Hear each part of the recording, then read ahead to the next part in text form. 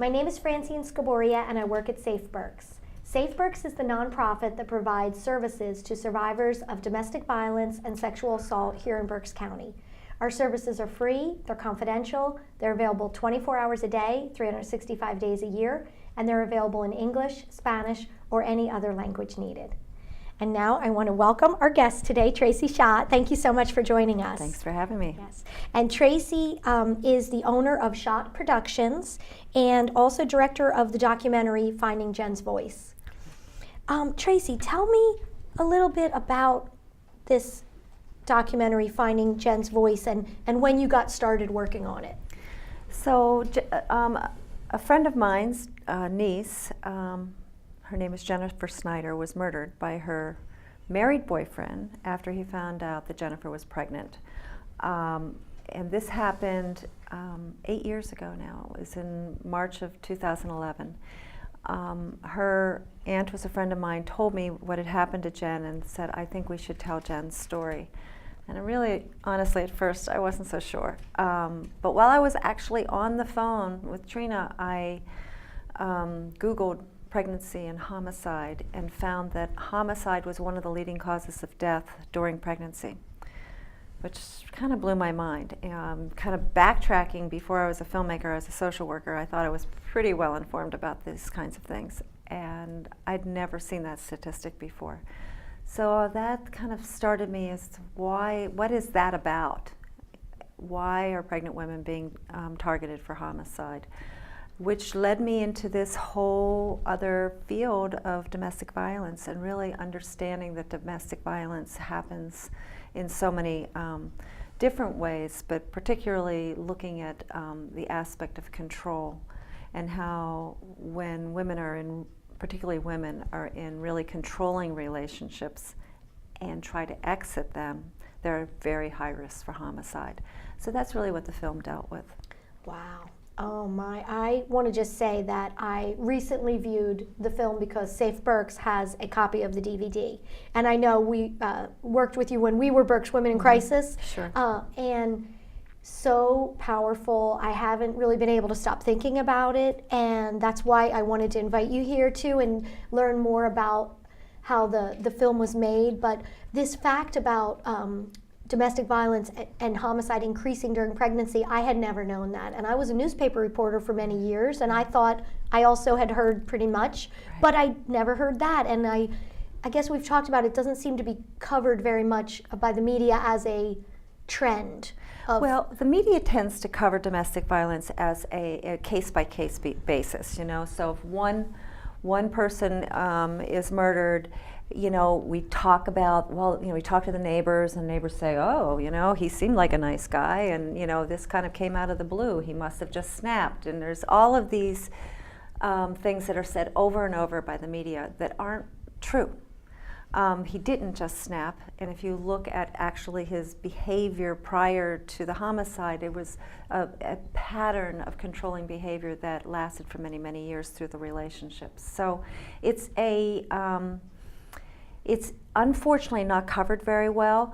One of the things I found in doing my film was there was this pocket of researchers who have been researching domestic violence for almost 50 years, right? And they really know a lot, at least 45 years. They know a lot about domestic violence, but it's not known by the general public. It's known by these people who work in the field.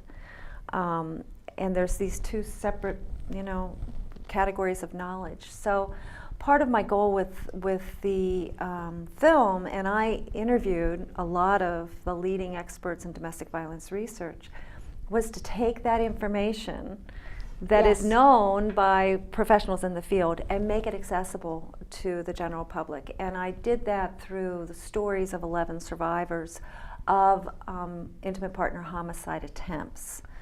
And through their stories, tried to illustrate really what the researchers knew. So Jenn's experience really prompted this film, but it's really about more than just her story. It's about the universal story of intimate partner violence. Wow, wow. how did you find those 11 survivors and gather them together? Through Facebook. Really? Yeah. So I, at some point, a few years into working on the film, I realized that I needed a living, speaking human being to talk about their feelings and their experience. I posted on the National Network to End Domestic Violence and the National Coalition Against Domestic Violence, are the two leading organizations nationally. And I posted that I was looking for, survivors of intimate partner homicide, particularly people who had been pregnant. And that day, I posted on both of those Facebook pages. I got 1,000 likes on my Facebook page for finding Jenn's voice that day. Oh my God. Oh so my gosh. Suddenly I was like, wow, something's going on here. I ended up getting 35 emails or Facebook messages from survivors saying they wanted to participate in the film. I interviewed all of them by phone. Wow. And then chose the 11 that are in the film. Incredible research with real people. And yeah. How many years did you work on this film, Tracy? I worked on this film from 2011 and then released it in 2015. Okay. In 2015, we did for about a year, hit the festival, the festivals, Yeah. which is a deal in itself. Yeah. And saw the good and the bad and the ugly of festivals, which is Yes. one of the reasons I ended up working on Reading Film Fest, because I had been to some festivals that were actually quite horrible, but I had been to some good ones as well. And then I kept getting requests from people. I was looking for a distributor, not finding the right fit in terms of distribution, and I kept getting requests from people to buy the film. Or I'm a professor at such and such university. I saw your film, at a screening, and I'd like to buy it. How do I access it? So I did a run of DVDs. Right. And I just started selling DVDs my own. Now, I've been doing that for a couple of years. About a year ago, I thought, all right, I'm going to do this one more year, and then I'm just going to put it out to the universe. But, the universe has a way of telling you need to do something else. And a couple of things happened. One is I was interviewed by a television show on Investigation Discovery, which is covering Jenn's story, knowing that millions of people watch those shows, and it will be streamed as well, that it was an opportunity, and I knew what was going to happen was people were going to want to find the film. Right. And so I was trying to figure out how to make that work. At about the very same time, within a week of that, I met a couple of gentlemen who have a digital platform that they create for cause-based organizations to try and help connect your content with people who need to know it. So I'm actually working with them right now. I'm about to start a fundraiser to put that together, because it's not cheap. But it's a way for visitors to the site, if they're to stream the video. Excellent. If you're an organization, you can stream it.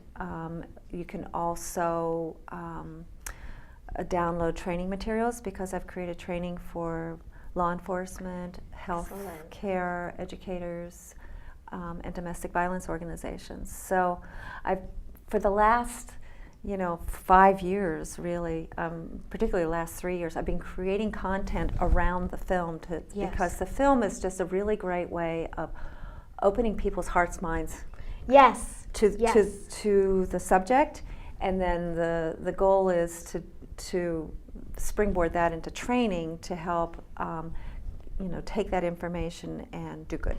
Yes, and I love the fact that you're working with police. Yeah. I mean, they a lot of times are getting sometimes repeat calls to the same house. Frequently. And they have the opportunity to, using the different screening tools, Sure. to attempt to prevent a homicide that might happen in the future. It's a very tough job for the police, Yeah. but the more information they have and training, the more they might be able to use that opportunity to save a life. And the film has been, and the training program has been approved by Pennsylvania State Police for Excellent. continuing ed credits for municipal police officers.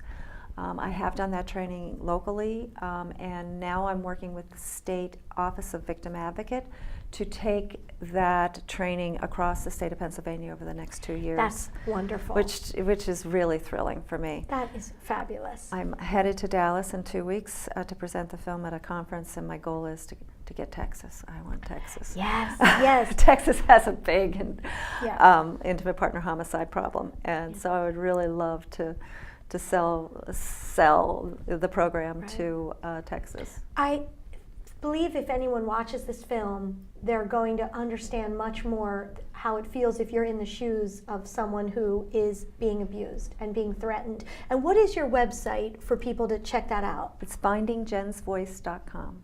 Okay, excellent. And I want to also say everyone at Safe Berks and everyone who is advocates in this area is very grateful to all the police around the country, because we know they're also in danger when they get these calls. And the more information they have can also protect them too. So we want it to be a win-win for the police and for the victims to move forward. Thank you so much for coming today and for everything that you're doing to shine a light on this problem. And Well, I'm very grateful to Safe Berks for the work that you do. It's so important, and I've met a lot of domestic violence organizations across the state and the country in my work with the film, and you guys are like top of the line in terms of the services that you're providing. It's really very progressive. Thank you very much, and I would say that my coworkers there at Safe Berks, we have some incredible people, and the advocates we have in the community. So if you want, check out our website, www.safeberks.org.